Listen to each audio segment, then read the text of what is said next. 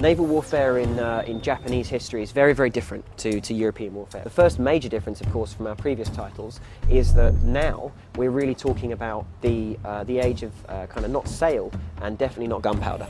So the units you're looking at are basically oar-ridden boats in the most part, and they're units that have, of course, predominantly about arrow warfare or boarding capability.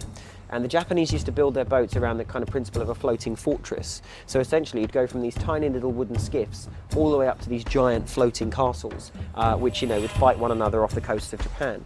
And that's kind of the next major point, is that the coasts of Japan are absolutely critical here. We've now introduced kind of land warfare and coastal warfare as well. So you're now actually having to navigate around these coastlines and shoals and rocks and beaches, all of which of course can damage your ships and destroy the hulls and eventually sink them, and therefore do great damage to the men and the crew on board as well. There are a number of special abilities as well on the naval side. So we've included things now like kind of mining the area and all the rest of it, which mean that you'll actually get mines bobbing up and down in the sea, and those are basically caskets of black powder which when knocked into go boom and destroy any given boat.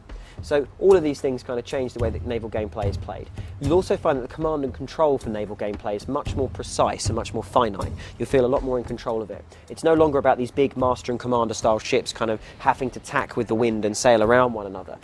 It's now very much a case of, because these things are rowed, you can just tell them start here, stop there, and they'll go and they'll stop. So the naval battles in one respect feel a little bit more like the land battles in terms of command and control.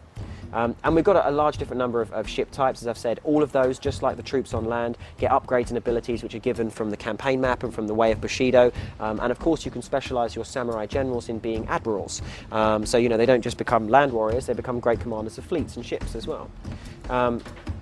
And essentially, all of this is, as I've said, is done to try and make sure that you get a very unique and very historically accurate kind of impression of naval warfare. Of course, we introduced naval warfare in Empire and Napoleon, and Shogun is its third time out. So we're getting a lot better at perfecting this type of gameplay now and making it a lot more fun and a lot more engaging. And as I've said, one of the major features here is, of course, the inclusion of land. The last thing to say on that point is that we haven't yet been able to fully combine land and sea combat, so controlling armies and navies at the same time. But we have got a really interesting and fairly decent kind of halfway house toward that. And that basically involves what we call kind of like a D-Day landing style situation. So if you invade a province and by ocean with a large army, and that province has a navy kind of defending its coastline, then you can send your navy in with its guys on it, and in the first stage you'll fight a naval battle off the coast of that province with the castle in the distance, and you'll be kind of sailing around one another, destroying the enemy fleet. If you successfully destroy the fleet, then in the same turn your troops will be allowed to beach, and then you'll besiege a castle built right next to the coastline, and that then leads you into kind of like siege gameplay and siege warfare. But it's kind of a two-stage thing. So the boats all move up to the shore, men are all kind of dispersed onto the beach, you grab a hold of the men after having controlled the ships, and then you can go ahead and siege the castle.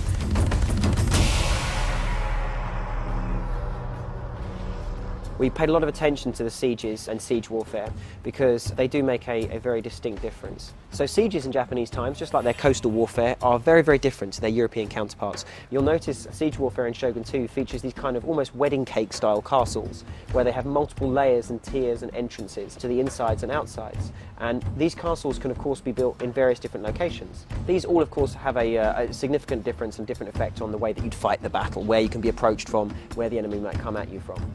Within the castles themselves, you've also got a large number of different areas which can go backwards and forwards between the control of different teams.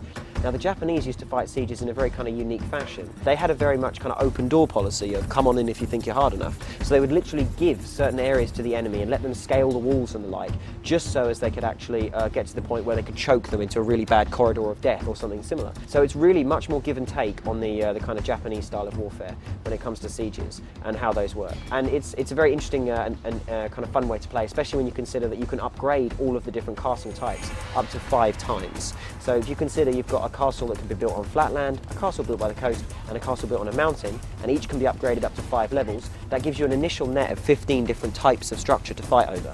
On top of that, of course, you have all of the weather effects which come in, winter, spring and summer, which also change the dynamics of the battlefield. You have the dynamics of the different army compositions, archery heavy, cavalry heavy, infantry heavy, using gunpowder, not using gunpowder, all of these different types of things. We've done a great deal this time around to make sure that the AI is a lot more challenging, both on the campaign side and on the battle side.